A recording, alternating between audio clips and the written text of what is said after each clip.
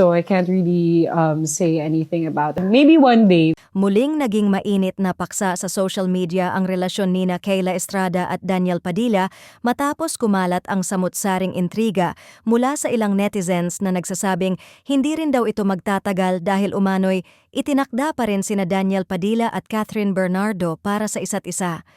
Dahil dito, hindi na iwasang mausisa si Kayla at tanungin tungkol sa kanyang reaksyon sa mga lumalabas na espekulasyon. Sa isang maikling pahayag, pinili ni Kayla ang pananahimik at pagiging maingat sa kanyang mga salita. "I can't really talk about it. I can't say anything about it. Maybe one day," ayon sa kanya. Para sa marami, malinaw na ipinapakita ng kanyang sagot ang respeto niya hindi lamang sa sarili kundi pati na rin sa mga taong nadadamay sa isyu.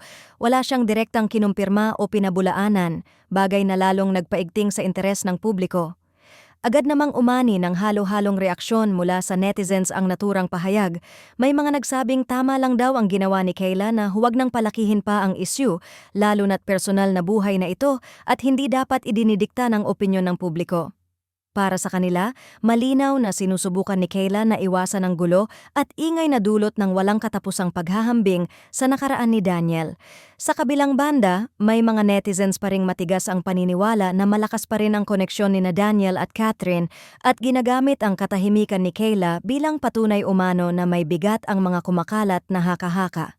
May ilan pang nagsabing tila hindi raw maiiwasan ang ganitong intriga hanggat sariwa pa sa alaala ng publiko ang tambalang Katniel na minahal at sinubaybayan ng maraming taon. Gayunpaman, marami rin ang dumepensa kay Kayla, sinasabing hindi patas na husgahan ang isang relasyon base sa nakaraan ng isang tao. Ayon sa kanila, bawat relasyon ay may sariling kwento at hindi dapat ikumpara sa kung ano ang dati. Iginiit din ng ilan na ang tunay na sukatan ng isang relasyon ay kung paano ito pinahahalagahan ng dalawang taong sangkot, hindi ng opinyon ng netizens.